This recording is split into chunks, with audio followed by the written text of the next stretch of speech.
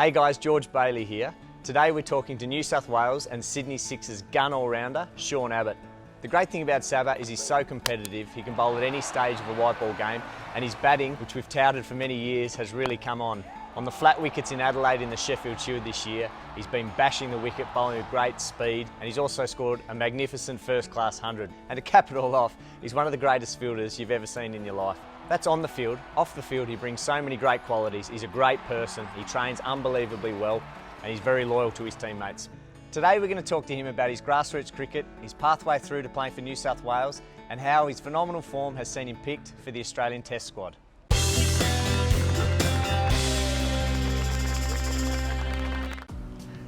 G'day Sab. How you going, George? Can you take me back to where it all started? What was your first junior club? Well, my only junior club was Baulkham Hills.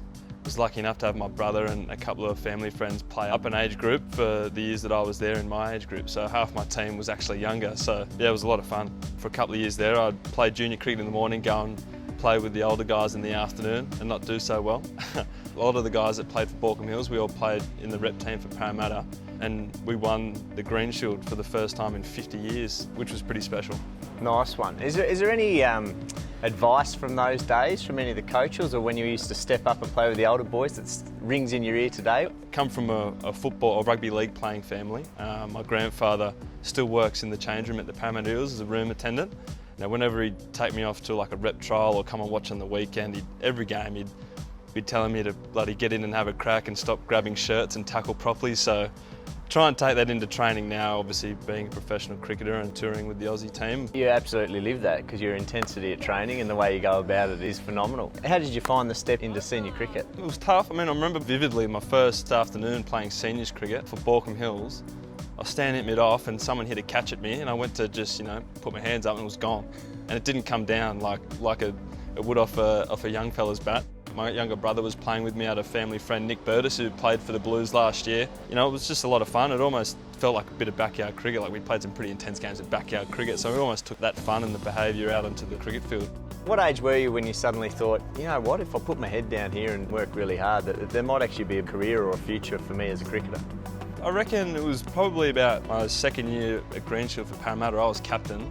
I was still playing football at that stage, and I remember the coach ringing me up one day and said, "Sean, you're really happy with the way you're going, but we can't pick you in front of other players if you're going to miss training sessions." And I was like, well, that's fair enough, and just sort of didn't really play football anymore. I quit and played Green Shield, and then that year was the year that we won it. Scored some runs and took a few wickets, and yeah, sort of got picked in some underage emerging Blues stuff for New South Wales. Yeah, I probably just progressed slowly a few years after that. You first played for Australia 6 years ago in the UAE versus Pakistan. What does that mean to you? To be back in the Australian team and to be a part of this group and the Test group? It obviously means a hell of a lot. Like, first of all, it meant Nath Lyon was off my back. He'd been winding me up after the second game. We'd won a tight one and I'd bowled right and batted right, and Gaz was like, "Mate, you're going to be coming to the Boxing Day Test with me and hanging out with me this summer." And I was like, "Shut up, Gaz, let me worry about playing." It's not something that I'd contemplated before, just given the players that are around at the minute and how well they're going. It's obviously a dream, and something that I always aspired to do was to tour and play with the Test team. I always think about the times when we'd be sitting in our house without aircon, stinking hot during the summer, watching Matty Hayden and Justin Langer go out and crunch them with the bat, and then watching Binger and Glenn McGrath bowl.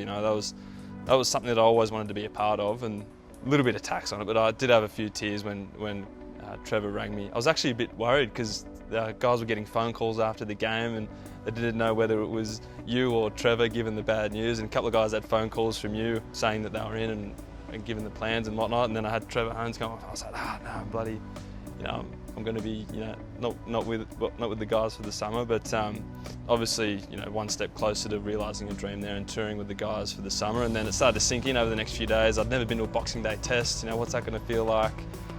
All these sorts of things. So there was a few sleepless nights after that, I'll admit. Yeah, but super chuffed. Absolutely, as you should be. Your form's been phenomenal, and as someone who is a part of that selection panel, we've been really excited by what you brought to the table, and we can't wait to see what you bring to the Australian team across this summer and well into the future. Thanks, George. Thanks for your time, mate.